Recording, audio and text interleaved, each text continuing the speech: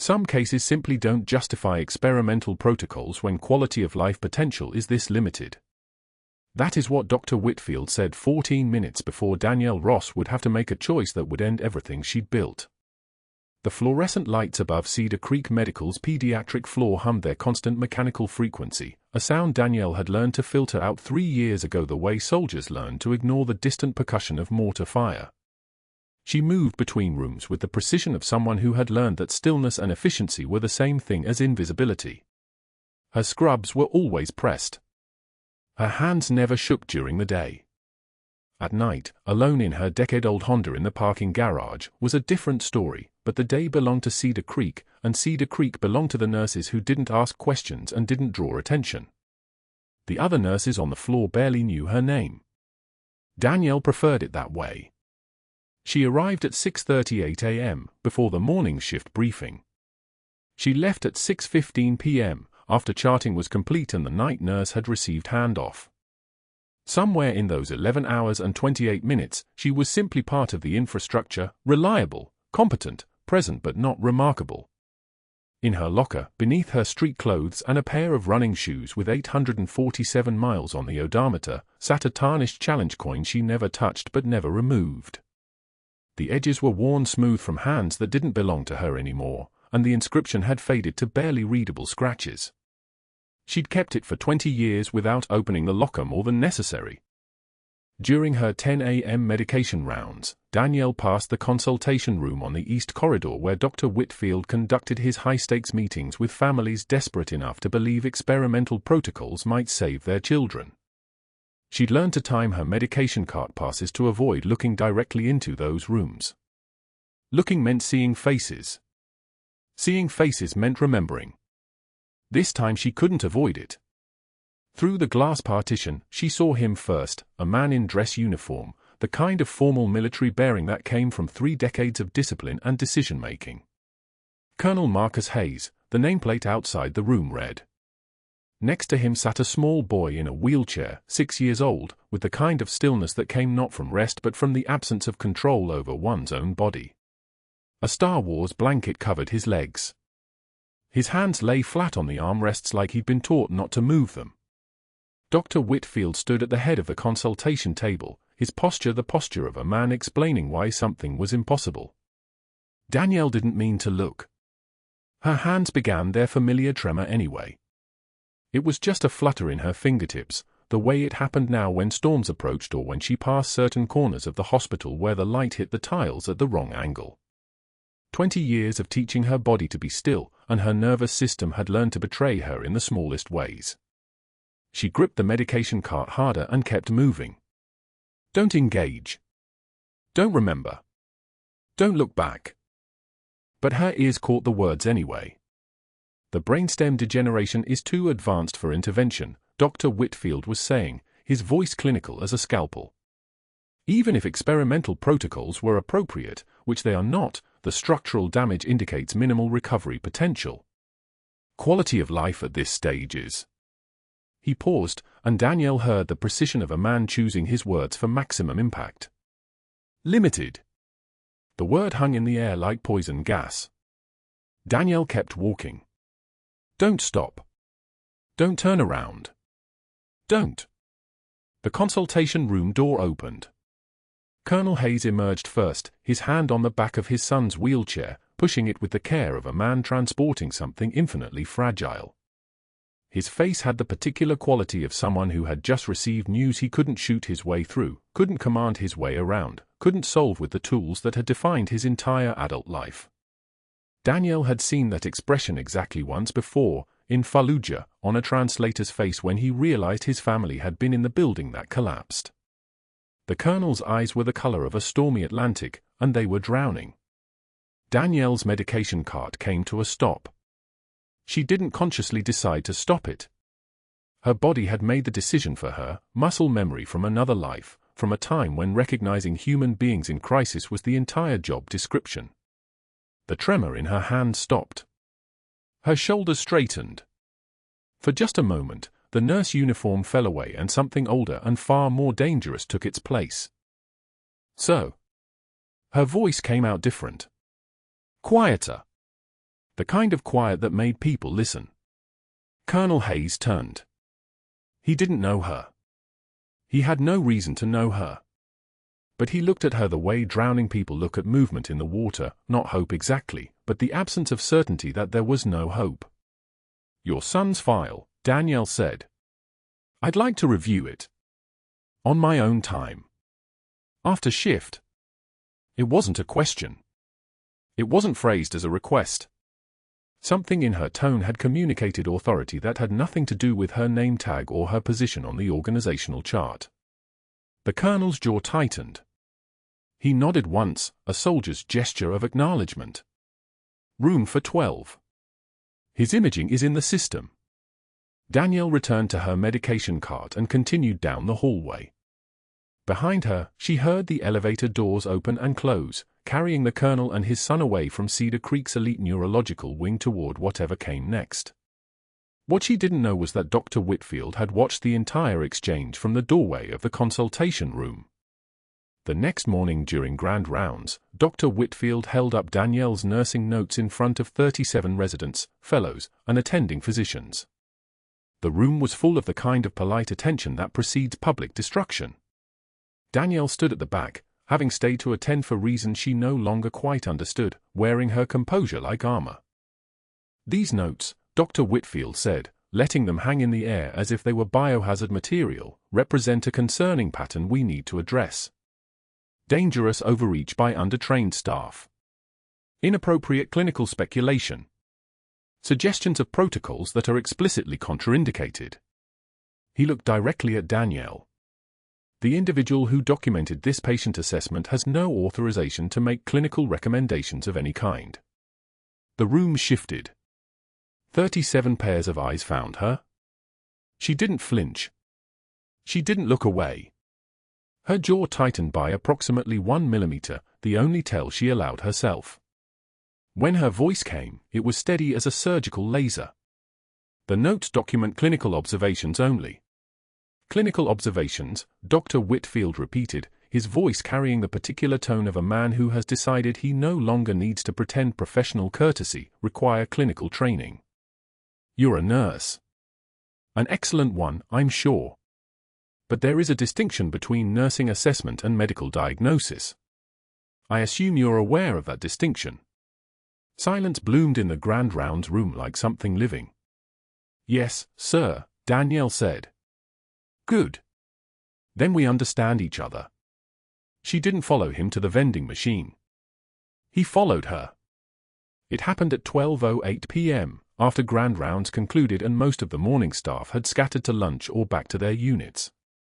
Danielle stood in front of the vending machine on the third-floor break room, pressing F3 for a bottle of water she didn't particularly want, just something to occupy her hands and give her a reason to be standing there instead of processing the particular flavor of humiliation that had color and weight and temperature.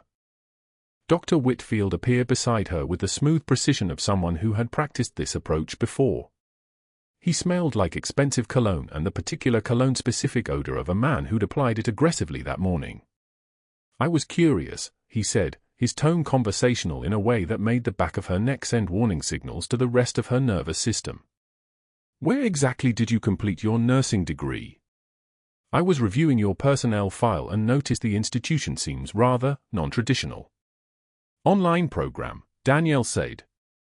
Her hand extracted the water bottle from the dispenser. "Accelerated track.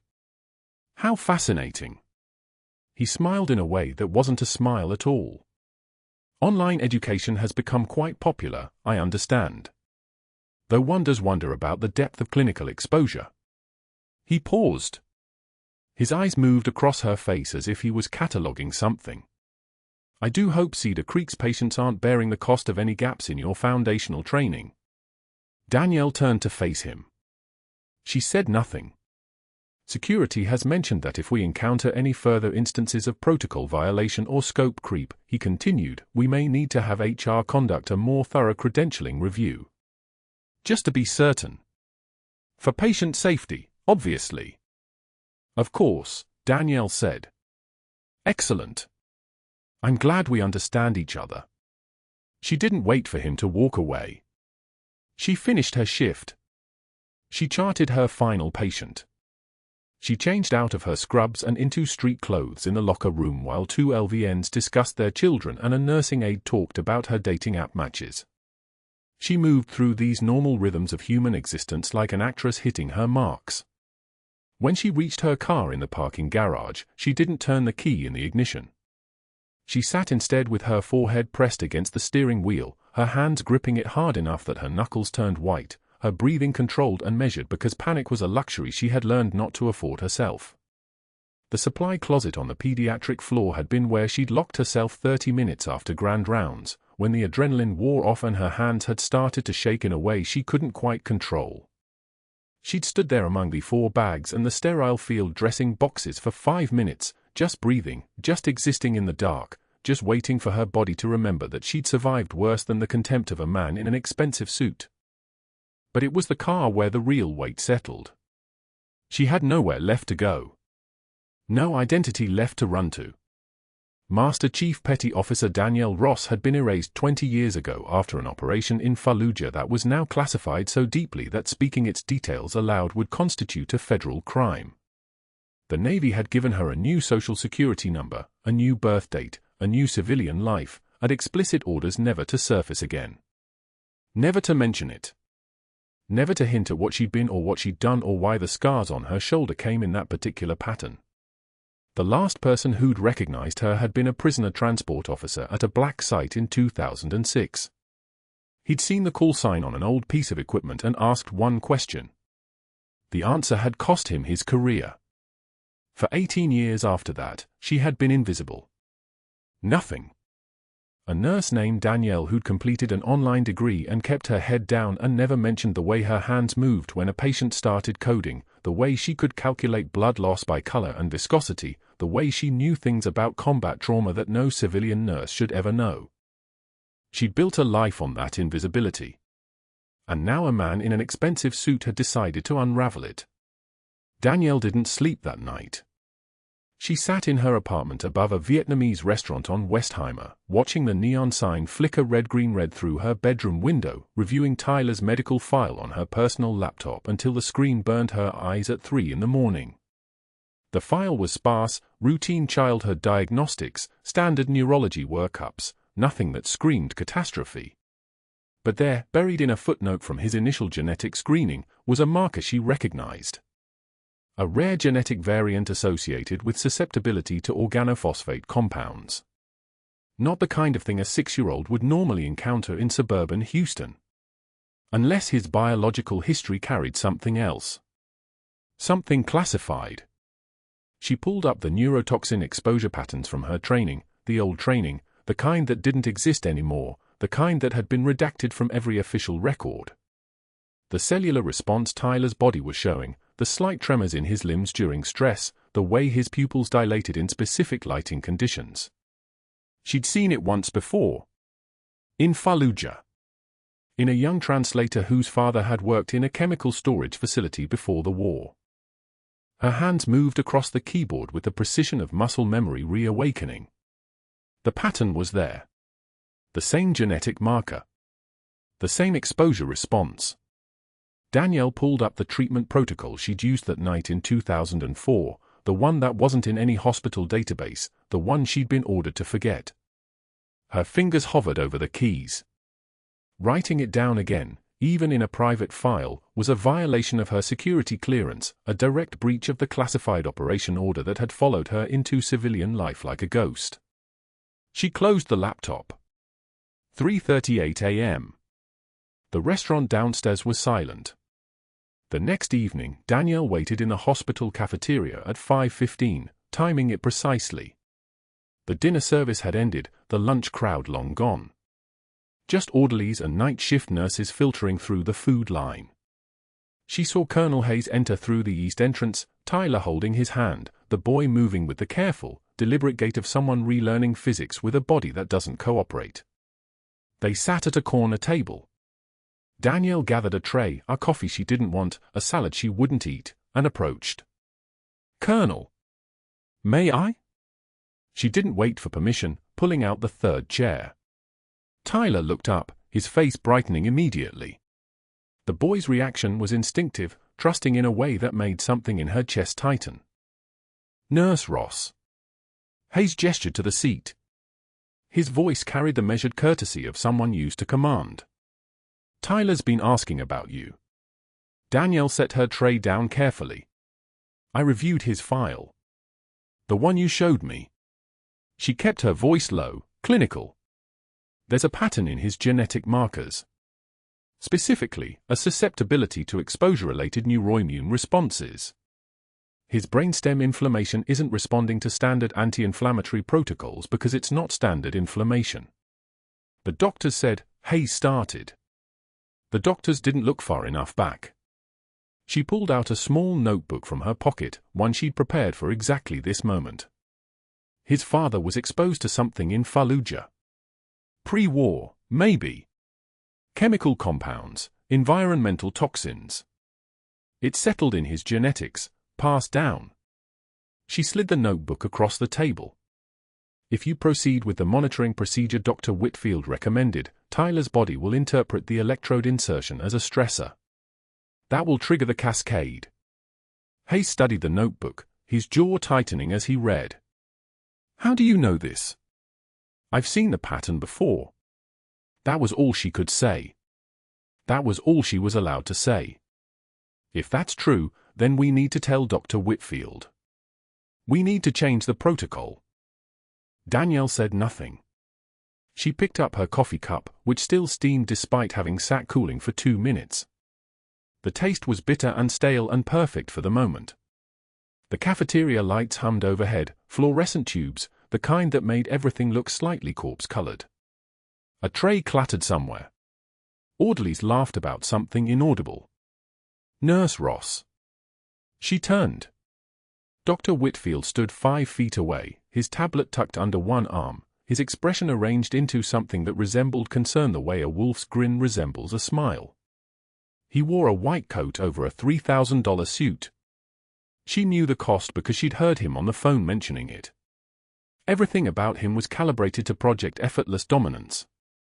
"Are you providing unauthorized medical consultations, Nurse Ross?" His smile was surgical precision. "I wasn't aware your online nursing degree covered pediatric neurology." Hayes started to speak. Whitfield raised his hand without looking at him. "Colonel, I understand your desperation completely. But I assure you, this hospital employs some of the most credentialed neurologists in the country. Night shift Nora here," he gestured at Danielle with the kind of dismissal you'd use for a misdirected paperclip, "is not qualified to give you false hope. Her job is to take temperatures and administer medications under physician direction. Not to diagnose. Not to their eyes." Danielle gathered the notebook. Her jaw tightened almost imperceptibly. The muscles around her mouth didn't move. Her eyes didn't water. She simply stood, her posture perfectly straight, and walked back to the nursing station without a word. Behind her, she heard Whitfield explaining something to Hayes about the science of grief, about how parents in desperate situations often seize on the smallest shred of possibility as if it were gospel. His voice was kind. That made it worse. The next morning, Danielle stood in the back of the Grand Rounds conference room, arms crossed, her scrubs crisp and her expression neutral. 15 residents and attending physicians sat in theater-style seating. Dr. Whitfield stood at a podium with a document projector, her nursing notes displayed across the screen in 14-point font. "This," he said, circling a phrase in red marker, "is what happens when undertrained staff overstep their boundaries. Ms. Ross seems to believe she's discovered something that eluded our entire neurology department. Not only discovered it, but diagnosed it. Prescribed treatment for it."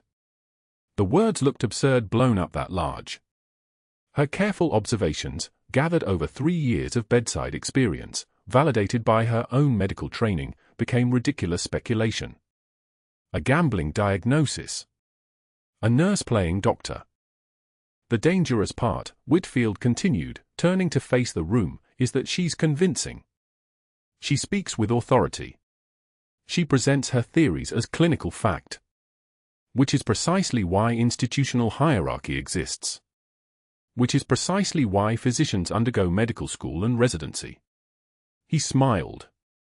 so that patients receive evidence-based care, not guesswork. A murmur of agreement rippled through the residence. A few nodded. Whitfield kept talking, dissecting her notes line by line, finding absurdity in every comma. Danielle watched from the back of the room as if he were reading a weather forecast. Her hands were clasped in front of her. Her breathing was even. Her face was a mask that had been perfected over 20 years, first in military briefings where showing emotion meant showing weakness, then in hospital corridors where showing knowledge meant showing threat. That afternoon, the supply closet was cool and dark and smelled like bleach and something chemical underneath it. Danielle locked the door from the inside and sat on the bottom shelf, her back against the cold metal, her hands pressed against her thighs. The trembling started in her fingers first, a subtle vibration like her nervous system was transmitting a frequency only her bones could feel. Her breath came faster. She forced it slower. Slower. 1 count in. Hold it. 1 count out. The old technique. The one they'd taught her at SEAL qualification school 23 years ago. By the time she unlocked the door and returned to the floor, there was no evidence that anything had cracked. Her hands were steady. Her face was composed. She moved through the hospital like a ghost, present, professional, completely unremarkable. 3 days later, Colonel Hayes brought Tyler back to Cedar Creek for the brainstem pressure monitoring procedure Dr. Whitfield had scheduled despite everything. Against everything. Danielle was assigned to pre-op preparation, checking vitals, starting the 4-line, keeping the conversation low and steady for a 6-year-old who moved through the world with the careful deliberation of someone learning to exist in a body that didn't cooperate. Tyler held an action figure, a soldier, she noticed, with a damaged arm. "My dad says you're gonna help me walk," Tyler whispered as she adjusted his 4. Danielle's hand went to the challenge coin in her pocket. Cold metal, tarnished silver, the kind of weight that felt like history. "Your dad says a lot of things. He says you're the best nurse here." She said nothing. Words were dangerous. Words were how you left traces. She finished the 4-line with movements that were precise and economical and completely detached from any emotion. Tyler didn't flinch. He was used to needles by now. Used to hospitals. Used to disappointment from people in white coats. The surgical suite was controlled temperature, controlled light, controlled chaos. Monitors surrounded the small bed like sentinels. Dr. Whitfield was already there, checking his instruments with the quiet confidence of someone who had never been wrong in his life. Danielle took her position in the observation gallery, looking down through the glass at the surgical team prepping Tyler for the procedure. The insertion of the monitoring electrode was textbook. 15 minutes in, vitals stable, the procedure progressing as planned. Danielle watched the monitors with the part of her brain that had spent for years training to notice what others missed. Heart rate normal. Oxygen saturation steady at 97%. Intracranial pressure baseline. Then something changed. The monitors showed it first, a spike in intracranial pressure, subtle, easy to miss if you weren't watching for it. Then Tyler's oxygen saturation began to drift downward. 95. 93. 91. Danielle leaned forward. The brainstem swelling was beginning, exactly as she'd predicted. The electrode insertion had triggered the cascade. The genetic susceptibility was reacting to the stressor, and Tyler's body was mounting a response that wouldn't respond to standard protocols. Whitfield ordered the first intervention. Standard anti-inflammatory medications. Danielle watched his face through the observation window as the monitors showed no response. Tyler's oxygen saturation continued dropping. 89. 87. The color in the boy's small face was starting to change, taking on the grayish tone of someone whose tissues weren't getting enough oxygen. His heart rate climbed. 130. 140. 150. "We need to expand our differential," someone on the surgical team said. It sounded like a resident's voice, young, uncertain. Whitfield shook his head. "Standard brainstem edema. Continue the protocol." 85. The monitors showed it in real time. Danielle's hands moved before her mind caught up. The surgical intercom was on the wall to her left. She pressed the button. "That's not inflammation," she said, her voice coming through the speakers with clinical precision. "That's genetic neurotoxin susceptibility. Organophosphate class compounds. His brainstem is responding to the electrode as a stressor, triggering cascade activation." The surgical suite went silent. Every head turned upward toward the observation gallery. Even Tyler's monitors seemed to pause. "Nurse Ross." Whitfield's voice was completely calm, which was somehow worse than if he'd shouted. "You are not authorized to speak in my surgical suite. His oxygen is at 84 and falling," she said. "You have maybe 90 seconds before permanent neurological damage begins. You are to exit the observation gallery immediately or I will have you removed by security." Danielle looked at the monitors. 82. She looked at the colonel's face through the window. She looked at Tyler's small body, losing color, his vitals collapsing in real time. She pressed the button again. "The treatment protocol is benzodiazepine class sedation combined with precise hypothermia induction," she said. 87.6 Fahrenheit core temperature. The cold suppresses the cascade response while the sedatives prevent him from interpreting further stimuli as threat. "Get her out." Whitfield's voice cracked slightly. The first sign of uncertainty. "You don't have time to argue," Danielle said. 78 seconds. 78 seconds. That was all Danielle had to work with before the swelling would become irreversible, before Tyler's brainstem would herniate and take every possibility of recovery with it. The surgical suite at Cedar Creek Medical was built for precision and protocol, for the comfortable certainty of textbook medicine. It was not built for what she was about to do. She moved through the sterile field like she'd never left it. Her hands didn't shake. Her breathing didn't hitch. The ventilator wheezed its mechanical rhythm as Tyler's small chest rose and fell under the anesthesia, and Danielle registered the numbers without looking directly at them: blood pressure dropping, oxygen saturation falling, heart rate climbing toward the ceiling of what a 6-year-old's body could sustain. Dr. Whitfield stood across the surgical table, scalpel poised, completely confident in his own assessment. He'd told the residents it was standard post-operative inflammation. Textbook swelling. He had a protocol for this. It involved steroids he'd already begun pushing, cooling measures that wouldn't work, waiting that would kill the child. "Your protocol is wrong," Danielle said quietly, stepping into the space beside the anesthesiologist. Not a question. Not a request. A statement of fact delivered in the tone of someone who'd held lives together in places where guessing meant body bags. Whitfield's head snapped up. "Excuse me. This isn't standard inflammation." She was already reaching for the medication cart, her eye scanning the stock with the precision of someone reading a map of terrain she'd crossed 100 times before. Genetic neurotoxin response. Combat exposure pattern. His genetics are processing the brainstem pressure like a classified exposure marker. You push steroids, you accelerate the cascade. You need to leave my operating room. Now. Whitfield's voice had taken on the sharp edge of a man watching his authority dissolve in real time. His hand tightened on the scalpel. "Security, remove this nurse from my OR."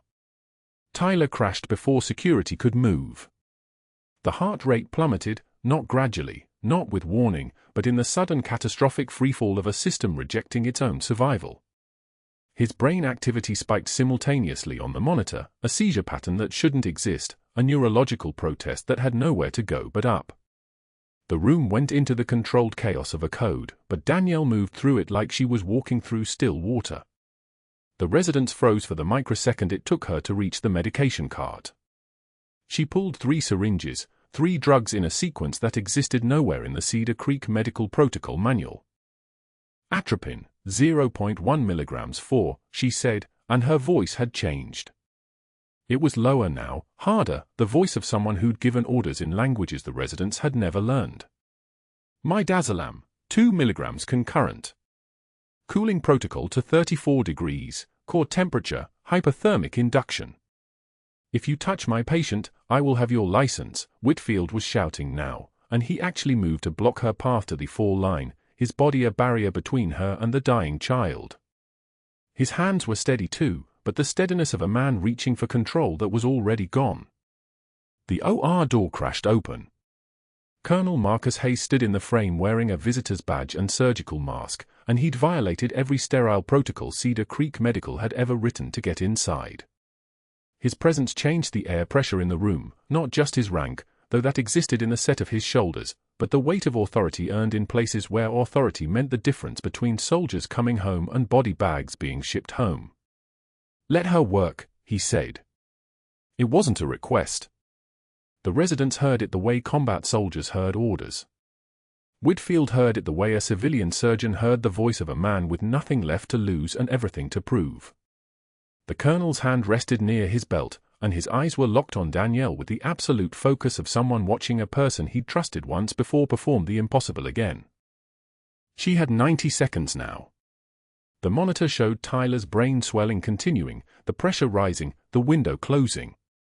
She moved to the fall line that Whitfield finally stepped away from, and she administered the sequence that shouldn't exist, a treatment protocol drawn from classified special operations medical research she'd witnessed in forward operating bases when the official military medicine failed and soldiers needed to live so badly that you learned to make them live through sheer refusal to accept death as an option. Her hands were perfectly steady as she performed techniques that revealed training far beyond nursing school. She knew exactly how much pressure to apply to the forecatheter for optimal drug delivery. She knew the precise cooling rate that would induce therapeutic hypothermia without triggering the cardiac response that would kill him faster. She knew the counterintuitive timing of simultaneous medication that shouldn't work together but did, had worked, had saved lives in places that didn't officially exist. The residents watched in stunned silence. The anesthesiologist watched. Whitfield watched. Colonel Hayes watched with the expression of someone recognizing a ghost he'd carried for 20 years, a person he'd thought was gone forever, moving through a surgical suite like she'd never stopped doing this. The monitor began to shift. Micrograms of change at first, the swelling reducing point by point, the seizure pattern fragmenting, the oxygen levels beginning their climb. 78 seconds became 90 became 110, and by the time the code team burst through the OR doors, Tyler's vitals were stabilizing. His small chest continued to rise and fall steadily. The crisis was passing. The child was alive because someone had walked into a surgical suite knowing things she shouldn't know, carrying knowledge that only existed in classified debriefs and after-action reports filed in Pentagon basements. Dr. Whitfield's face had gone through the entire spectrum, red to white to a kind of gray that matched the institutional walls. He stared at Danielle with eyes that had recalibrated entirely. The anger was gone. What replaced it was calculation, the look of a man who'd just realized he'd picked a fight with someone whose past was deeper and darker and more official than anything he could touch with his own authority. "Where did you learn that?" he asked quietly. She didn't answer. She was already stripping her gloves, her movements efficient, her focus shifting to the residents who were stabilizing Tyler for transport to pediatric ICU. Answering would only confirm what Whitfield was already putting together, piece by piece, the kind of medical knowledge that came from military medical schools that didn't advertise, training that required security clearances, expertise that existed outside the civilian healthcare system. Whitfield left the OR in silence. Danielle knew what came next because she'd always known. She'd stayed invisible for this long because she understood how visibility worked, how it moved, how it gathered momentum. She'd thought she could be a nurse forever without being recognized, but she'd also thought she could watch a child die rather than reveal herself. She'd been wrong about the second thing. Everything else would follow from that moment of truth. The colonel waited in the hallway outside the OR, still wearing the visitor's mask, still carrying the presence that made people instinctively move out of his way. Danielle saw him, registered him, and something in her posture shifted infinitesimally, not weakness, but recognition. She'd carried him through 4 miles of hostile territory in Fallujah with a bullet in her own shoulder, had kept him alive when survival wasn't supposed to be possible, and then she'd walked away from that life because some orders you didn't question, you just executed and then you buried them. He didn't speak. He simply nodded, The kind of acknowledgement that lived outside words, and then he turned back toward the surgical waiting area where his wife was still sitting with her phone in her hands, still praying. But Whitfield was in the administrator's office 5 minutes later. The first call went to his contact on the hospital board, a man named Richardson who'd cleared 3 malpractice cases for Whitfield in exchange for lucrative consulting fees. "We have a problem with staff credentialing," Whitfield said, and his voice carried the careful neutrality of a man constructing a narrative that would hold up under scrutiny. "I need external verification of a nurse's qualifications. Her nursing school records." The second call went to the State Board of Nursing. "I'm reporting a potential licensing violation," Whitfield continued, and by now he was speaking like someone reading from a script he'd written many times before in his own mind, preparing for this exact emergency. "Suspicious knowledge of experimental medical protocols that exceed her training level. I need her file pulled and reviewed for any gaps in accreditation."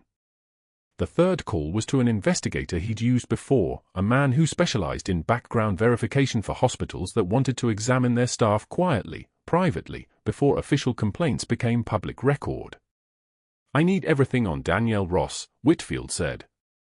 "Nursing school. Work history. Any military connections. Everything." None of these men asked questions. This was the favor-calling infrastructure that kept Cedar Creek Medical running the way it ran, the network of obligations and reciprocal protection that meant what happened inside the hospital stayed inside the hospital, processed through the correct channels, handled by people who understood discretion.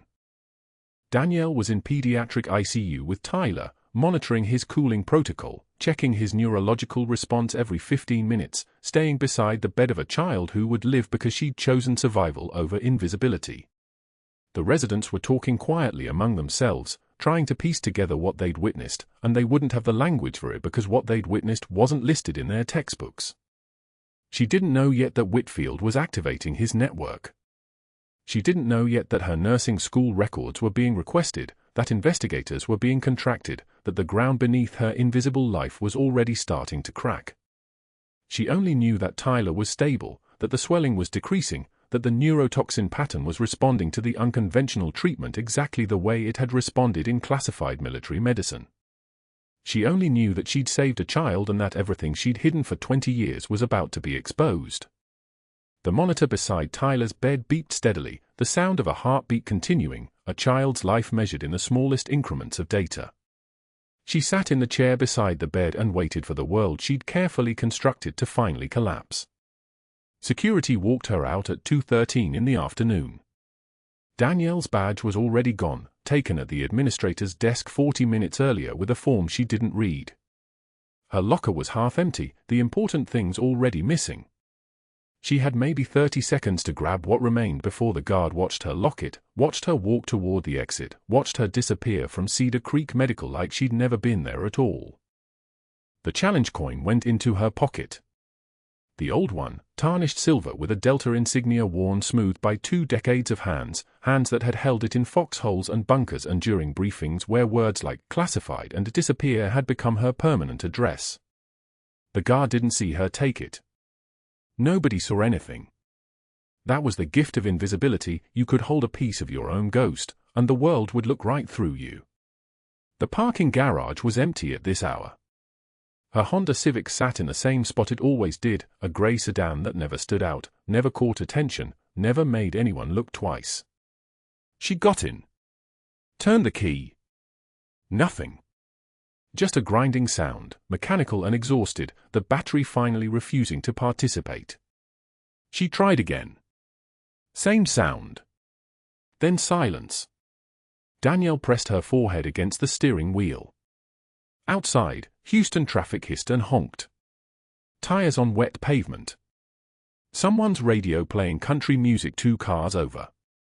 The distant sound of the hospital entrance doors sliding open and closed, people coming in, people leaving, the world moving forward at its relentless pace. She sat perfectly still and did not move. The sunset came and went. The parking garage lights flickered on, fluorescent panels casting everything in that particular shade of institutional yellow that made the world look abandoned. She was still there. Still sitting with her forehead pressed against the wheel, her hands gripping it at 10 and 2, the position she'd been taught in a military driving course 23 years ago when her name meant something and the government knew where to find her. Now they didn't. Or rather, they did, but only the parts of her that had been erased. Master Chief Petty Officer Danielle Ross didn't exist anymore. That identity had been buried in Fallujah in 2004, along with the operation that was classified so deeply that even the Pentagon's lawyers weren't entirely sure which compartment it belonged in. She had been ordered to disappear. To become civilian. To rebuild herself into something small and quiet and forgettable. She had succeeded. Perfectly. Completely. And now she had nowhere to go. 3 hours. That's how long she sat in that dead car in that empty garage. The parking deck filled and emptied as the evening shift changed. Nurses passed with their phones in their hands, talking about dinner, about kids at home, about normal things. None of them looked at her. Why would they? She was invisible. She was nobody. She was a woman in a grey Honda with dead eyes and a dead battery, and the world had learned long ago not to ask questions about her. At 9:44 p.m., she finally turned off the lights in the car. She sat in the dark and realized she had absolutely nowhere to go. The apartment she rented was temporary. 6-month lease. No furniture that was hers. No photographs on the walls. No life waiting for her behind any door because she had spent 18 years building a life that existed only in the margins of other people's routines. At the hospital. In the break room. In the supply closet. Nowhere else. The military had erased her. Now the hospital had erased her. And the only identity she had constructed in the space between those two disappearances, the nurse, the competent one, the person who showed up on time and did the job and never asked for anything, that was gone too. She sat in the dark Honda and understood, with perfect clarity, that she had nowhere left to run. No identity left to hide behind. No future that didn't involve going back to the apartment, closing the door, and waiting for someone to knock on it with questions she couldn't answer. A week passed. 7 days during which Danielle didn't leave the apartment. She didn't call anyone. Didn't check her email. Didn't open the letter from the state nursing board that arrived on day 3, the envelope official and cream-colored with her name typed on it. She left it on the kitchen counter next to the one about her suspension and didn't look at it again. She moved from the bed to the couch to the window and back again. Drank coffee that went cold. Watched the ceiling. Existed in a state that wasn't quite sleep and wasn't quite waking, the particular kind of paralysis that came from having every exit suddenly sealed. On day 8, her phone rang. It was Colonel Marcus Hayes. His voice came through like something from another life, clear and measured and carrying the kind of authority that made other men stand straighter. "She's asking for you," he said. No preamble. No hi, how are you? Just the words that mattered. Tyler. He keeps asking when you're coming back. The physical therapist thinks. He paused. There's movement. Voluntary movement in the left leg. It started yesterday. Nothing like what should be possible at this stage of. He stopped again, and she heard something in the silence that he was careful not to put into words. He's asking for you. Danielle sat very still. There's something else, Hayes continued. We have a trauma patient incoming at Cedar Creek. 34-year-old male, Iraqi national, turned human asset for the agency about 8 years back. Acute myocardial infarction. Coming through the ER in about 20 minutes. Another pause. When we told him where he was, Cedar Creek Medical, Houston, he asked if a woman worked there. A nurse. He said if you were there, he wanted to see you. He was specific about the name, but I think you should know. She hung up the phone without answering. But she was already moving. 3 days of not leaving the apartment, and her hands moved like muscle memory taking over, finding her keys, finding her shoes, finding the old jacket she kept in the closet. She didn't know why. She didn't decide to go. Her body was making decisions that her mind wasn't consulted on, the way trained personnel respond when a call comes in. The body knows. The body remembers. The body doesn't care what the government did or didn't erase. The drive to Cedar Creek Medical took 12 minutes. She parked in the public lot, not employee parking. She didn't have an employee badge anymore. The main entrance was busy at this hour, evening shift staff coming on, visitors heading to rooms upstairs, the perpetual flow of people moving through automatic doors that opened and closed like breathing. She walked through them like she'd never left. The emergency room hallway was controlled chaos. The trauma alert had just come through, nurses moving in coordinated precision, a stretcher being rolled into Bay 3, the controlled urgency that meant hearts and lungs and vessels were failing. Danielle walked past all of it, moving like someone who belonged there, like someone the hospital hadn't erased. And that's when she saw him. He was on the stretcher, oxygen mask on his face, chest bare except for the monitor leads. The paramedics were calling out vitals. Chest pain started at 11:38 a.m., first troponin elevated, rhythm showing ST elevation in the anterior wall. Standard code. Standard response. Except when the patient's eyes found her in the hallway, just for a second, just as the stretcher passed, his body went rigid. The oxygen mask was still on his face. His fingers gripped the stretcher rail. And his eyes, dark and wide, locked onto hers with the intensity of someone who had just seen a ghost walk out of the desert. He whispered something in Arabic. 2 words. The rhythm of his cardiac monitor spiked, heart rate climbing, the sound like code rattling through speakers. Malak Fallujah, he breathed. Angel of Fallujah. The room didn't pause. The nurses didn't stop. But Danielle felt her hands go still at her sides. Felt something in her spine align the way it used to, the way it had on rooftops and in basements and in the dark, when being the angel of Fallujah meant something and she had been someone. A voice behind her. She turned. The security guard was former military. She could see it in the posture, the way he held himself, the slight scar tissue around both knuckles. His name tag said Santos. His eyes held a question that had nowhere to go but straight at her. What was your rank? The hallway seemed to compress. The monitors, the voices, the beeping, all of it receded to somewhere distant and irrelevant. There were only 2 people in the emergency room now, and one of them was asking her to confirm what she'd spent 18 years trying to bury. She met his eyes. Master Chief Petty Officer, she said quietly. Naval Special Warfare.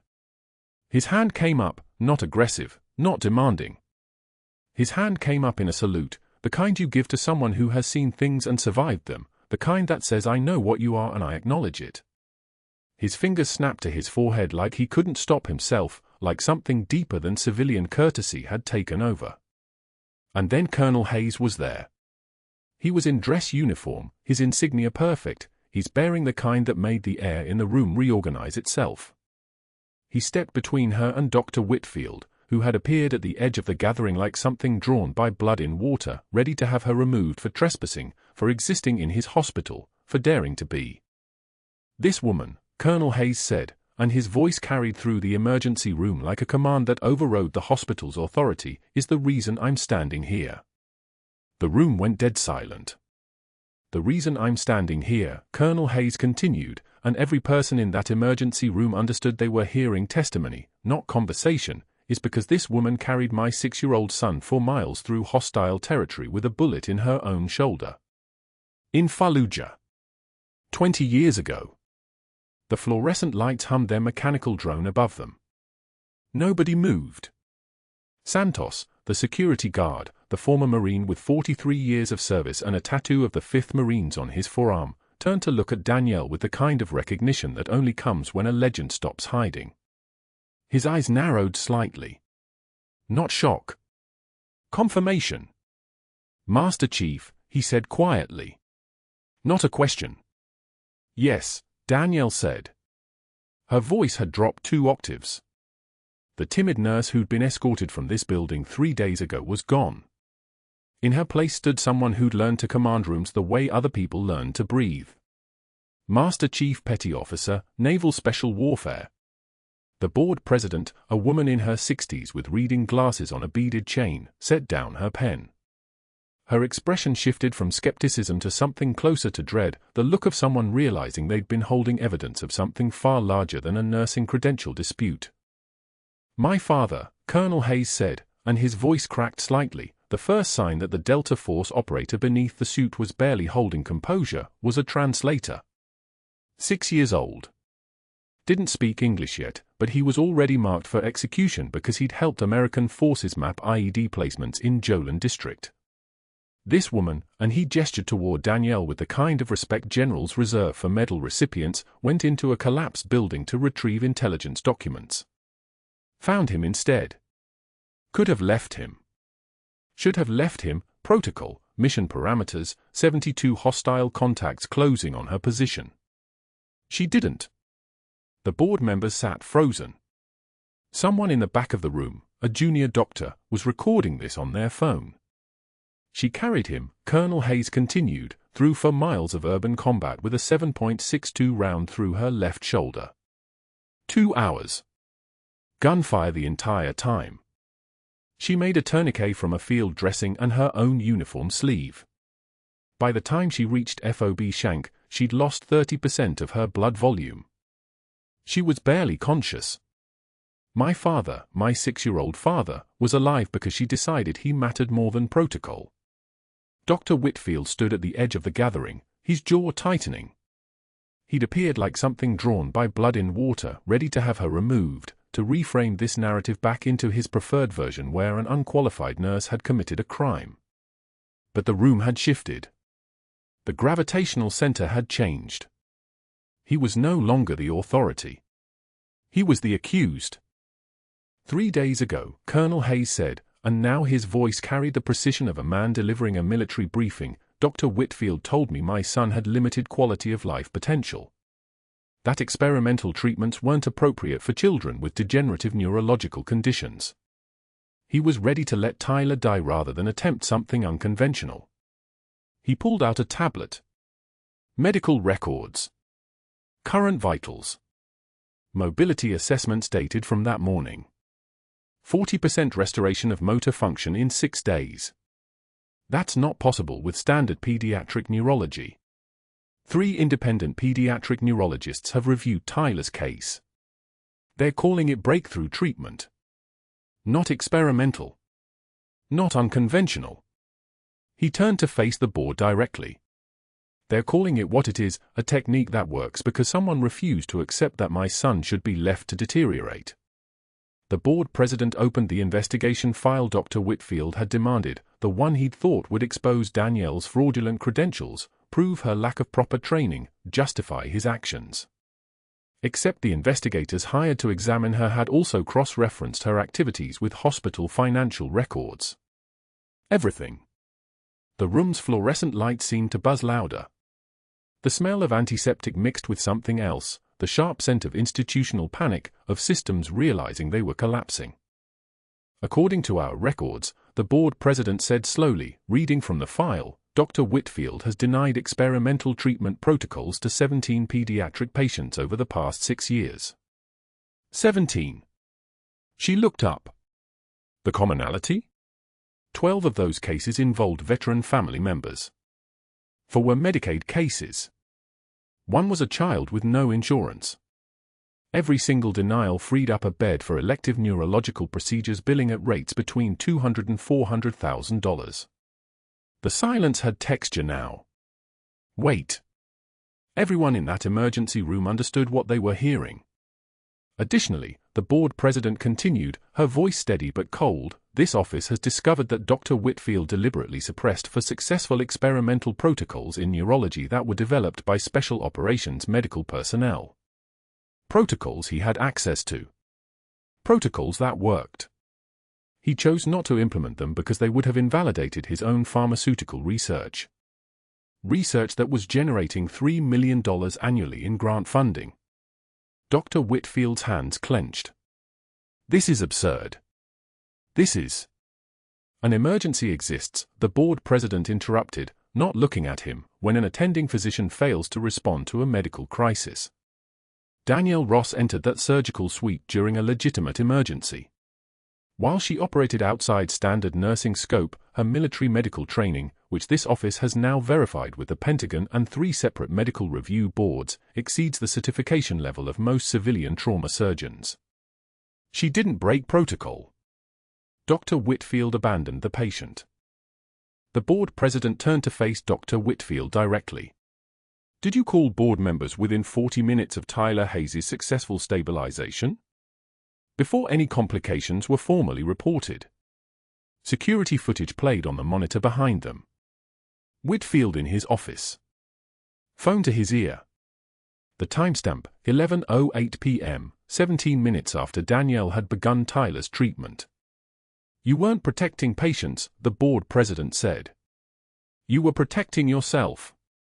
Danielle stood beside Colonel Hayes, her expression unchanged. Not triumph. Not satisfaction. The calm that comes from having survived worse.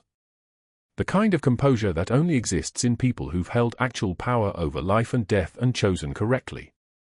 Santos watched her with the expression of a Marine recognizing another Marine, not in rank, but in something deeper. In the knowledge that this woman had paid prices that most people couldn't comprehend. Dr. Whitfield left the room before security had to escort him. The investigation took 6 days. The state medical board took 3 weeks. His license was suspended for 3 years pending full review. His research grants were frozen. The retractions began the following week, for published papers, all flagged for methodological fraud. By the end of the month, 3 families of children he denied treatment were filing formal complaints. His entire network, the board members he'd cultivated, the pharmaceutical representatives he'd cultivated, the academic connections he'd spent 20 years building, abandoned him as evidence of systematic malpractice spread like wildfire through the medical establishment. 6 months later, a sign hung on a storefront on the edge of Houston sprawl, Basic Life Support Certification, CPR Training, $18 per hour instructor rate. Inside, Dr. Whitfield taught compression techniques to bored community college students, none of whom had any idea they were learning from a man whose career had imploded, whose reputation had been incinerated, whose entire professional identity had been reduced to teaching the most basic function of emergency medicine to people who'd mostly show up late, check their phones, and forget everything he said by the following Tuesday. Danielle stood at the window of Cedar Creek Medical's new veteran pediatric wing, watching something entirely different.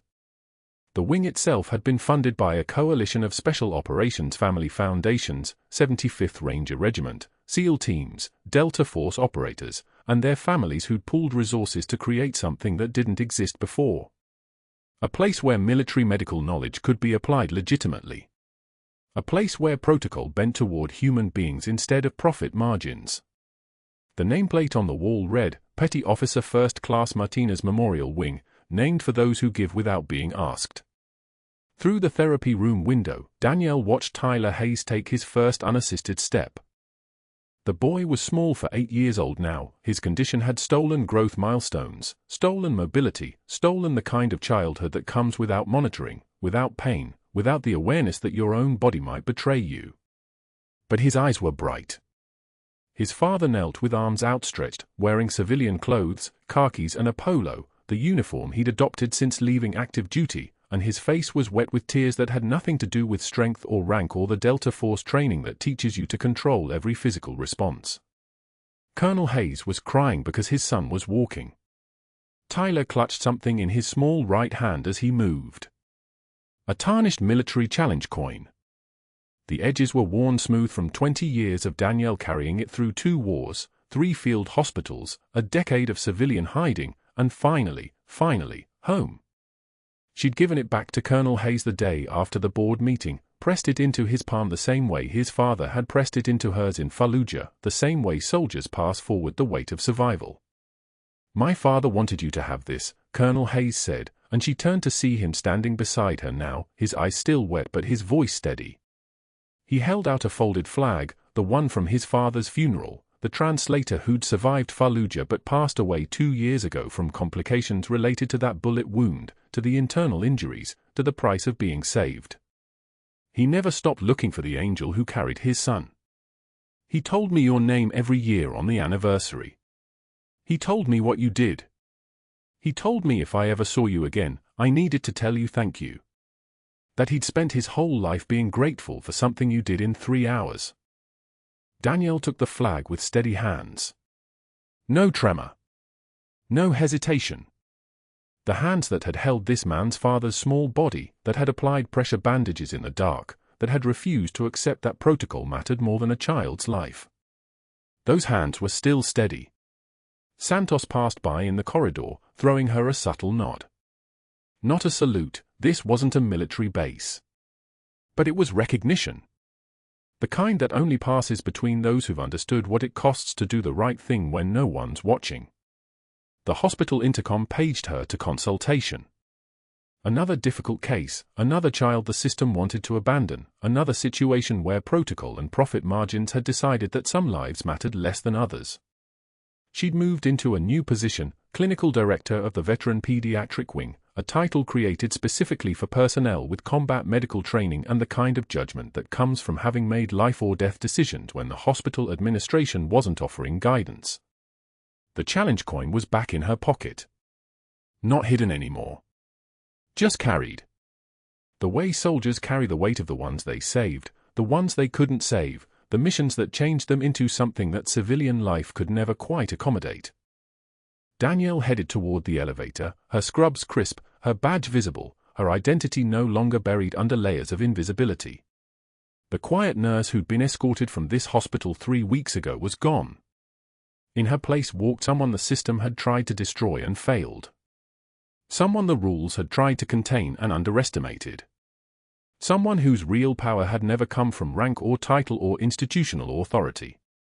It had come from the decision, made in a collapsed building in Fallujah 20 years ago, that some things mattered more than protocol. The final shot would have shown Tyler's small handprint on the therapy room window, and below it, a plaque engraved into the wall, "The ones who have seen the worst often give the most." If you're watching this and you've ever been underestimated by someone in authority, someone who judged you before knowing who you really are, hit that subscribe button. Share this with someone who needs to know that the quiet person in the room might just be the one holding everything together. Comment below, what would you have done if you were Danielle? And if you haven't already, make sure you're subscribed for the next story.